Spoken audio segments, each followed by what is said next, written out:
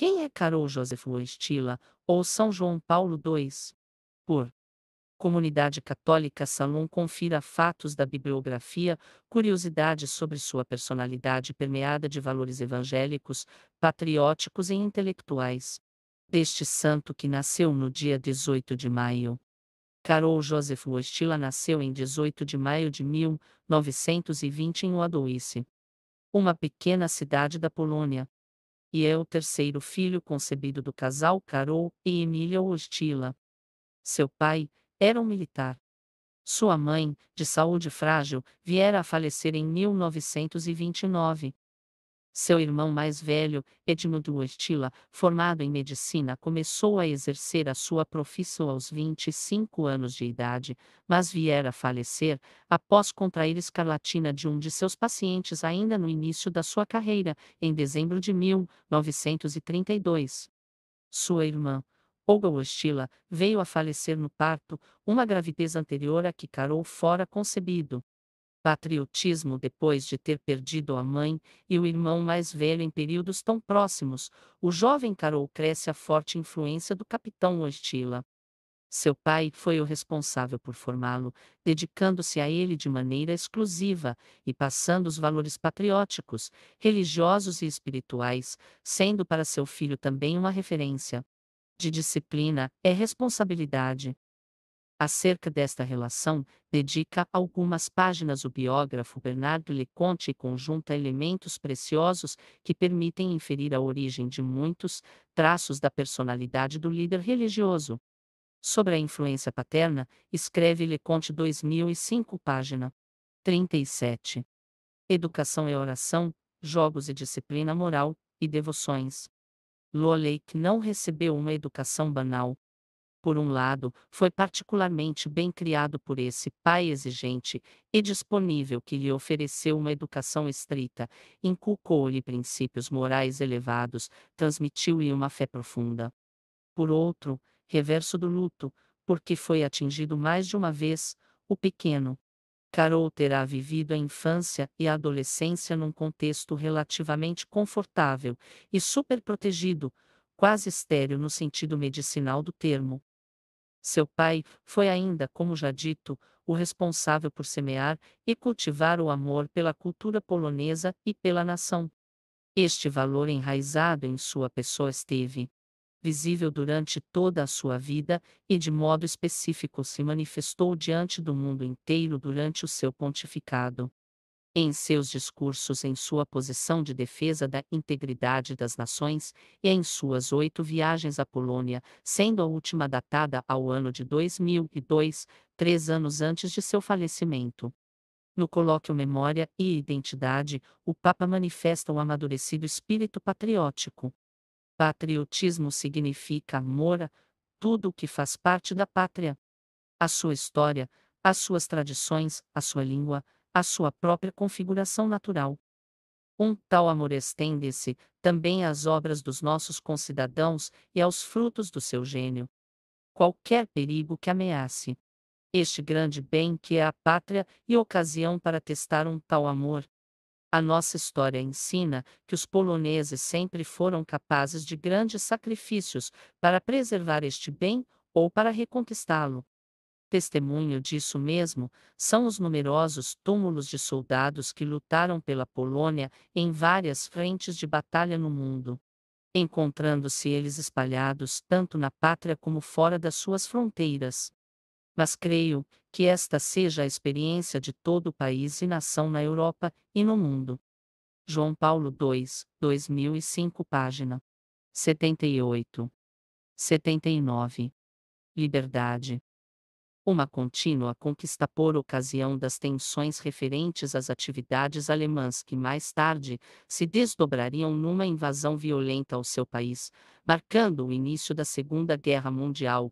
O jovem Wojtyla, que havia se apresentado ao serviço militar em conjunto com os jovens de sua idade, precisou se mostrar mais solícito do que a formalidade do rito de passagem para a idade adulta tendo um treinamento mais robusto, movido pela prudência diante dos acordos ambíguos e imprevisíveis de Adolphe Hitler-Leconte, 2005, página 57. Veze disposto, assim como seu pai há alguns anos a provar aquele amor, que mais tarde viria a exteriorizar em palavras, com as vestes brancas da liderança universal que o ministério petrino configura.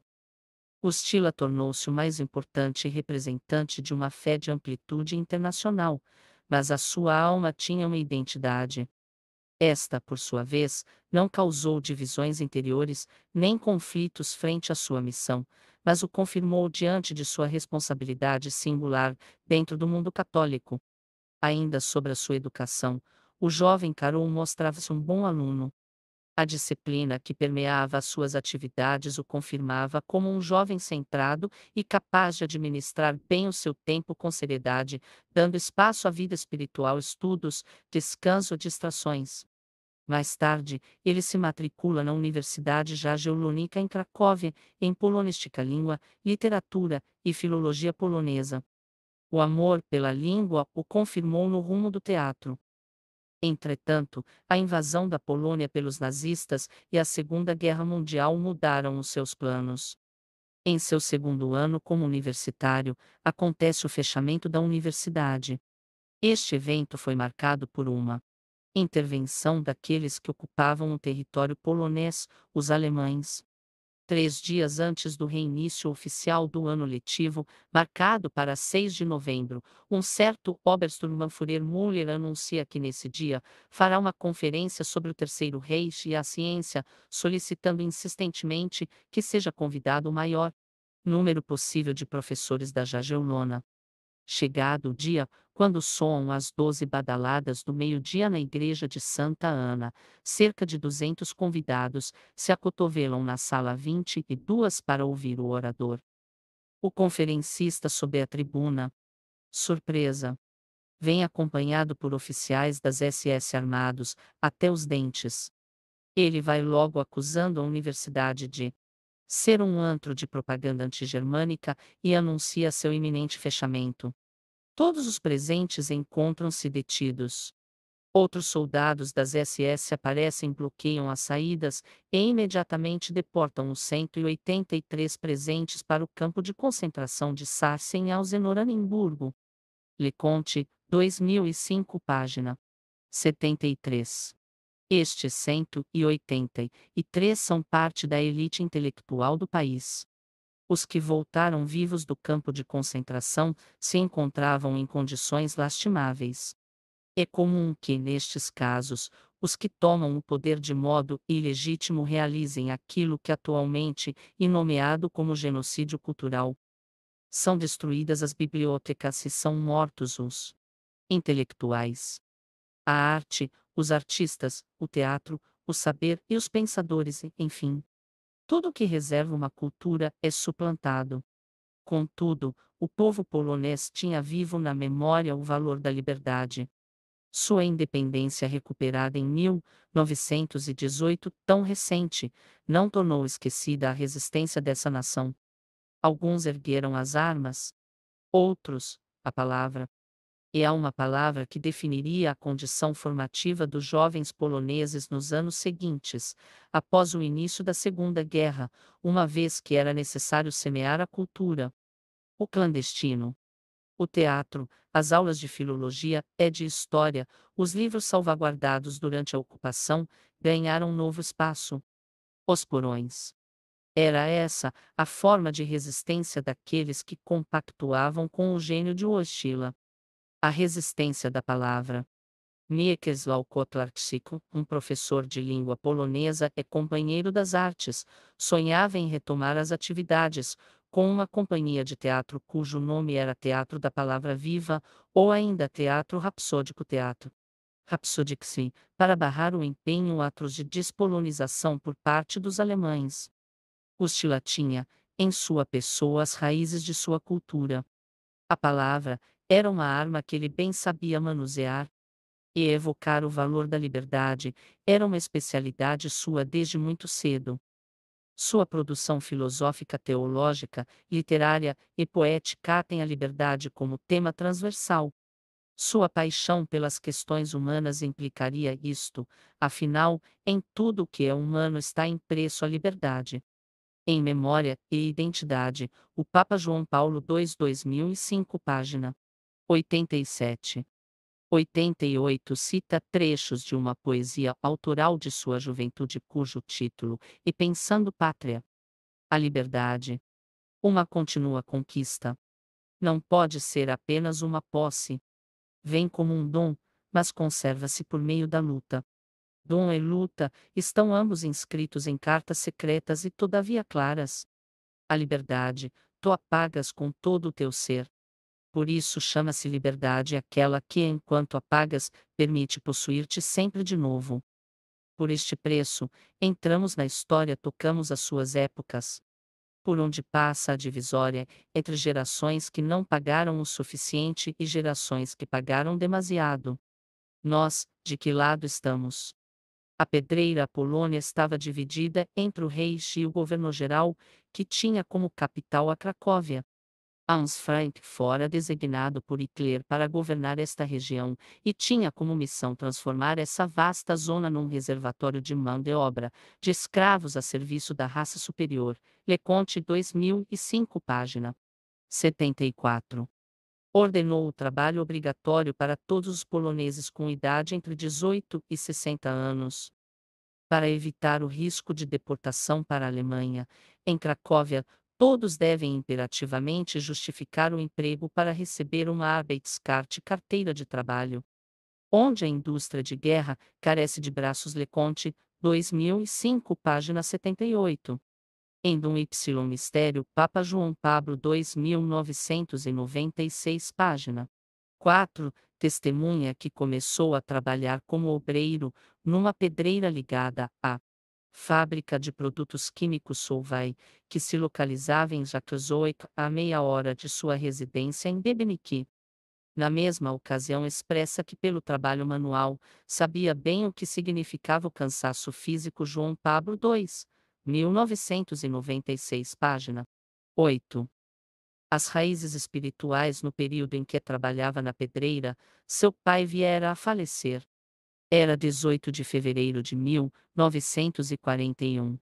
O Papa João Paulo II, em 1996, nas circunstâncias em que se celebravam as suas bodas de ouro sacerdotais, testemunhou desprendido de formalidade a história da sua vocação.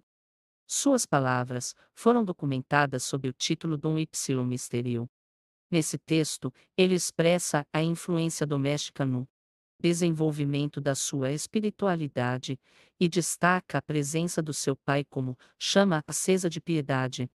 Segundo o Papa, seu pai era um homem profundamente religioso.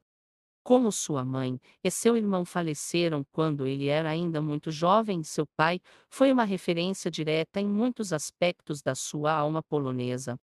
Um deles foi a espiritualidade. Eu podia diariamente observar sua vida, que era muito austera, disse o Sumo Pontífice. A verdade é que esta disciplina inflexível condicionava aquele homem de idade avançada e hábitos militares a dobrar seus joelhos, e não hesitar na vida de oração. Às vezes acordei à noite e encontrei meu pai ajoelhado, como eu sempre o via na igreja da paróquia. Recorda João Paulo II 1996 página 7. Em Cruzando o Limiar da Esperança, escreve o polonês em memória afetuosa de sua infância.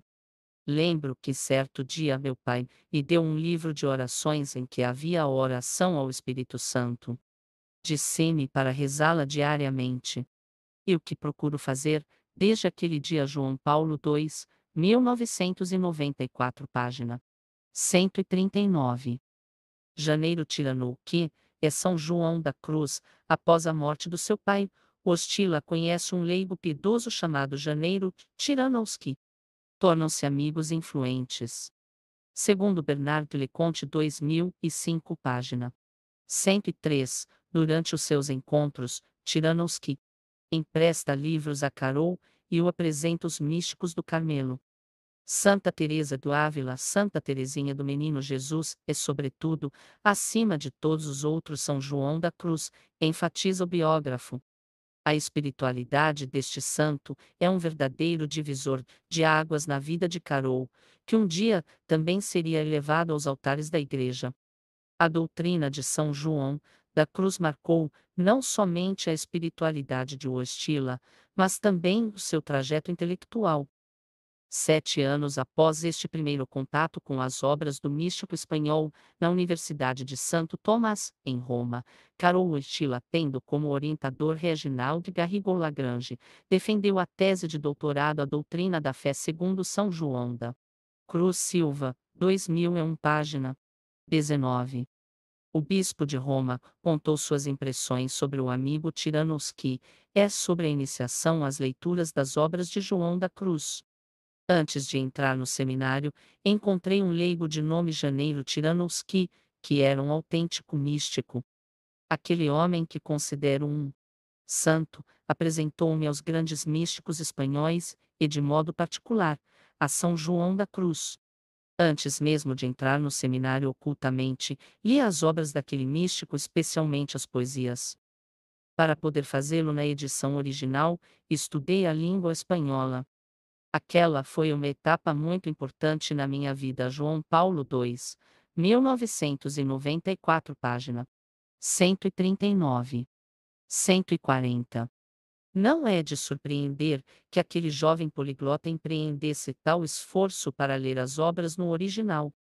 Wojtyla sabia que as palavras transmitem o espírito de suas fontes e desviar do caminho da originalidade e arriscar o acesso a esse espírito. Tiranovski é um nome que se repete em seus testemunhos autobiográficos, como, por exemplo, em entrevista ao seu amigo André Froissart, 1988, página 21. Um homem muito simples, disse-lhe o Papa, um desses santos desconhecidos, escondidos no meio dos outros como uma luz maravilhosa no fundo da vida, numa profundeza em que geralmente reina a noite. Essa amizade foi um sustentáculo, uma ação da providência naquele período descolorido do domínio alemão. Estava difícil encontrar Deus na Polônia. Janeiro Tiranovski, unido à escola mística do Carmelo, apontou a direção primeiramente com a própria vida e com a marcante espiritualidade de São João da Cruz. Deus estava dentro. Em gratidão, disse ainda, devo ao admirável desconhecido de quem acabo de evocar a lembrança a revelação de um universo. Confessou-lhe o Santo Padre. A vocação sacerdotal, a despeito de todas as fichas voltadas para uma carreira artística, não se pode dizer que a vida de Carol Wojtyla fosse privada de apostas para o sacerdócio, como ele mesmo confessou sobre as aspirações de sua mãe para Froissart, 1988, página 16. Ela queria 2 filhos, um médico, outro padre. Meu irmão era médico e, apesar de tudo, eu me tornei padre. Em Dom Y Mistério, o Papa relata, as primeiras páginas, o processo de amadurecimento da sua vocação. Ao tratar sobre os primeiros sinais desta, assim está. A vocação sacerdotal não estava ainda madura, apesar de que ao meu redor eram muitos os que acreditavam que eu devia entrar no seminário João Paulo II, 1996, página 2. Naquele contexto de opressão, o estado de espírito dos poloneses era de resistência. E esta se manifestava em Carol, pela palavra artística do teatro e pela literatura. O jovem de 20 anos gritava a sua cultura, no silêncio dos porões pela salvaguarda da palavra. Palavra que, apesar de sutil, ganhava força e vida em seu espírito. Todos apostavam que depois de tudo aquilo, quando aquele terror passasse, Carol seguiria neste caminho da literatura e das artes com sucesso, e ele mesmo sonhava com isso mais do que qualquer um. Ora, acreditar que aquela situação iria mudar, manifesta, ainda que discretamente, outro elemento de resistência presente no espírito daquele povo padecente: a fé. O amadurecimento definitivo de minha vocação sacerdotal teve lugar no período da Segunda Guerra Mundial, durante a ocupação nazista. Foi uma simples coincidência temporal, ou havia um sentido mais profundo entre o que amadurecia dentro de mim e o contexto histórico? É difícil responder a tal pergunta. É certo que nos planos de Deus nada é casual. O que posso afirmar é que a tragédia da guerra deu um tom particular ao processo de amadurecimento de minha opção de vida. Ajudou-me a enxergar partindo de uma nova perspectiva o valor e a importância da vocação. Frente à difusão do mal e às atrocidades da guerra, era cada vez mais claro para mim o sentido do sacerdócio e de sua missão no mundo. João Pablo II, 1996, página 12. No meio das trevas abissais daquele resto de vida polonesa, a fé permitiu que ele despertasse para uma aurora interior. Não se tratava de um devaneio. Não era uma fuga, mas um encontro. O horizonte da vida de Carol Wojtyla assumia então um sentido pastoral. Em minha consciência, então se manifestava cada vez mais uma luz. O Senhor quer que eu seja sacerdote. Um dia percebi com muita clareza. Era como uma iluminação interior que trazia consigo a alegria e a firmeza de uma nova vocação. E esta consciência me encheu de grande paz interior. João Pablo II, 1996, página 13. É pertinente falar de fé para apresentar a pessoa de Carol Wojtyla. Não basta pincelar sobre a sua religiosidade. Todos sabem que ele foi um homem religioso. Para ir mais além, faço oportuno reconhecer sobre a sua espiritualidade, que consistia principalmente em seu amor a Jesus Cristo e à Virgem Maria, mas também em seu amor pelo que é humano. Observa bem o elemento basilar da espiritualidade do polonês, o biógrafo André Ricardi, 2011, página 101. Karol Wojtyla é um intelectual com uma curiosidade intensa pelo mundo, pelas leituras e pelos encontros. O substrato profundo da sua visão do mundo é tecido de oração, de liturgia, é de familiaridade com a Bíblia, que formam a sua espiritualidade e a sua cultura, e afloram como referências essenciais. Sua paixão pelo que constitui a natureza humana, por um lado, manifesta-se em sua paixão pela literatura e em seu desenvolvimento filosófico e teológico, e por outro lado, em seu sentido transcendente de viver, que se concretizava em suas atividades pastorais. Em seu livro Entrevista a Vittorio Missori, confessou: "O que sempre me apaixonou foi o ser humano. Quando estudava na Faculdade de Letras interessava-me, enquanto artífice da língua e objeto da literatura. Em seguida, quando descobri a vocação sacerdotal, comecei a ocupar-me dele como tema central da atividade pastoral. João Paulo II, 1994, página 185. O seminário clandestino e o fim da Segunda Guerra. Em 1942, o jovem vocacionado se decide pelo ingresso no seminário de Cracóvia. E, obviamente, como toda a resistência polonesa, este caminho formativo também seria discreto. Como expressou Frossard, 1988, página 19, com ironia tardia, se o invasor nazista fechava as universidades, não era para abrir seminários. Durante a ocupação alemã, o cardeal Adam Stefan Sapia, então arcebispo metropolitano de Cracóvia, abriu o seminário clandestino em sua própria residência. A sua coragem e responsabilidade eram virtudes que geraram admiração em Carol. O bispo de Roma relevou mais tarde o grande risco que essa atividade representava para a igreja resistente no país e a vida dos envolvidos, uma vez que o espírito do invasor era de repressão. João Pablo II, 1996, página 5. Em 18 de janeiro de 1945, durante a noite, o Exército Vermelho se aproximou dos arredores da capital polonesa para atacar. Para fugir, os alemães explodiram a ponte de Debniki. Os seminaristas estavam no palácio episcopal unidos ao arcebispo em uma celebração, quando um impacto comprometeu as estruturas vitrais da residência de Sapia. A Polônia estava livre dos nazistas, mas Wojtyła desconfiava desta liberdade patente à presença do Exército Vermelho. Os alemães se foram, mas deixaram uma marca de morte e destruição. O mal assumiu outro aspecto, e a Polônia estaria, a partir de então, à sombra de outra ideologia totalitária. O comunismo soviético. O padre Karol e a sua missão em 1 de novembro de 1946. Karol Wojtyła foi ordenado sacerdote com 6 meses de antecipação. O cardeal Sapieha tinha pressa. Qual seria o motivo? A independência conquistada em 1918 reservou à igreja local apenas 20 anos de liberdade. Com a Segunda Guerra, a igreja polonesa perdera 25% de seu clero. Dentro deste número, 6 bispos. Enquanto um quinto dos templos havia de ser reconstruído ou restaurado. Ricardi, 2011 página 94. Sapieha convivia com um curto horizonte de vida, mas a sua projeção se lançava para além do que os seus olhos haveriam de ver.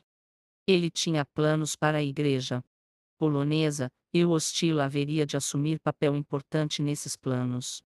Em 5 anos de ocupação, violências e destruição, todos os esforços realizados em 20 anos foram reduzidos a zero. E não só por causa dos milhares de padres vítimas da guerra. Conventos e seminários, movimentos de ação católica, editoras, imprensa confessional, ensino, organismos caritativos. Em 1945 a 1946, tudo precisa ser reconstruído. A prioridade máxima é fornecer pastores o mais rápido possível a uma população mortificada. Wojtyła, naturalmente, seria um deles. Leconte, 2005 página 119. Sapieha tinha planos de enviar o jovem para Roma assim que fosse ordenado. Lá, ele prosseguiria os seus estudos. A igreja precisava de pastores, mas estes deveriam estar bem preparados. No dia 26 do mesmo mês, o padre Karol matricula-se no curso de licenciatura do Pontificium Institutum Angelicum de Orbe. Ali ele é assistido por intelectuais considerados relevantes internacionalmente. Entre eles, está a figura sobreposta do teólogo francês Reginald Garrigou-Lagrange, que dentre as suas virtudes intelectuais, se destaca com a profundidade no pensamento de São Tomás de Aquino, que encontraria lugar basilar no pensamento filosófico de Wojtyła. Garrigou-Lagrange fora o seu orientador durante a elaboração de sua tese em teologia defendida em 1948. Em 1947, Karol retorna à Polônia para exercer atividades pastorais em Niegowice, uma paróquia rural, onde permaneceu pouco mais de um ano. Como presbítero, permanece ao menos 3 anos em uma outra paróquia. Há a necessidade de um diálogo com a ideologia crescente. No país, é o padre Karol e a pessoa mais adequada para a missão entre os jovens universitários. O discurso marxista que ecoava então pelo país intrigava e encantava. Deste modo, Sapieha realiza o retorno de Karol a Cracóvia e confia a paróquia de São Floriano ao seu presbiterado.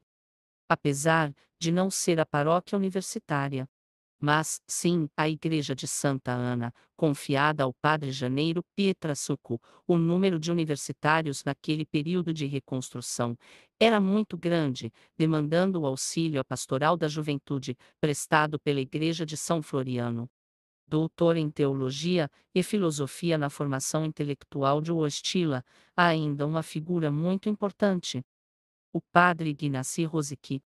Wojtyła defendeu a sua tese de doutorado em teologia em 1948. Doutrina de Fide São Joanem de Cruz, a doutrina da fé segundo São João da Cruz. Em 19 de junho daquele mesmo ano, concluíra assim seu doutorado no Angelicum com caráter de excelência. Vimos anteriormente que o contato com a doutrina de São João da Cruz foi proporcionado pelo seu amigo Janeiro Tiranowski. Em 23 de junho de 1951, o cardeal arcebispo Sapieha falece. Dias depois do seu memorável funeral, o padre Rosicky, pondo em prática os planos do falecido príncipe, procura o Monsenhor Eugênio Sbasiak eleito para a administração interina da arquidiocese, para tratar de suas intenções. O padre Rosicky, por sua vez, recebe o padre Carol em sua residência após este ter recebido dispensa de Dom Basiak das suas atividades na paróquia de São Floriano. Qual o motivo da dispensa? Os estudos. Narra Leconte 2005 página 143 que seu anfitrião cede-lhe um aposento escuro, que logo se enche de livros e papéis. Entre eles, as obras completas, em alemão, do filósofo Max Scheler. Destes estudos, o fruto, uma tese filosófica cujo título era Avaliação sobre a possibilidade de construir a ética cristã sobre as bases do sistema de Max Scheler, defendida em 1954 e publicada em 1959 com o título Max Scheler e a Ética Cristã. Estes estudos sobre o pensamento personalista de Scheler marcaram o pensamento de Karol Wojtyła. Foi este contato que o inseriu na corrente contemporânea do personalismo filosófico. E é assim, sobre sua precedente formação aristotelicotomista se enxertava o método fenomenológico João Pablo II, 1996 página 32. Padre Carol e os jovens Karol Wojtyła mantinham um contato muito próximo com os jovens. Além dos trabalhos pastorais em São Floriano, ele prestava colaborações intelectuais em sua querida Universidade de Jagiellônia. As suas homílias, pregações em retiros espirituais e a sua dedicação às confissões atraíam o coração dos jovens. O cardeal Sapia não havia errado em seus planos. Com eles, Carol desenvolveu ainda exercícios de canto gregoriano, firmando um compromisso com jovens, rapazes e moças para ensaios em corais e atividades campais. O jovem padre iniciou caminhadas e acampamentos nas montanhas, passeios em canoa e caiaque. Nem tudo saia da cabeça do padre Carol, os jovens também estavam inspirados. A natureza é a amizade. Inspirava a todos, eles. Essas aventuras proporcionavam meditações e fomentavam espiritualidade. Acordavam cedo durante os acampamentos e se preparavam para a missa ao ar livre. O altar é um caiaque emborcado, 2 remos cruzados servem de crucifixo Leconte, 2005 página 147. O ritmo das aventuras formou um esportista, e ele não abandonou mais esse estilo de vida. Mesmo após a sua eleição para ser Papa, não o deixou. O contato com os jovens em rendeu um apelido que durou. Uns Carol Tio Carol. Afrossard 1988 página 18 diria. Minha qualidade de padre jamais me separou deles. Ao contrário deles me aproximou, e me ajudou a compreendê-los melhor. Professor em 1954, Padre Carol começou a ensinar ética social no seminário, uma vez que a Faculdade de Teologia da Universidade de Jagiellônia fora fechada pelas autoridades comunistas. Mais uma vez, a palavra teria que encontrar cultivo na clandestinidade. Os professores e alunos, quase todos católicos e anticomunistas, não se dão por vencidos. Nesse outono de 1954, as aulas são retomadas na clandestinidade, em residências particulares, em conventos, como havia acontecido durante a ocupação nazista. A Polônia é a Polônia.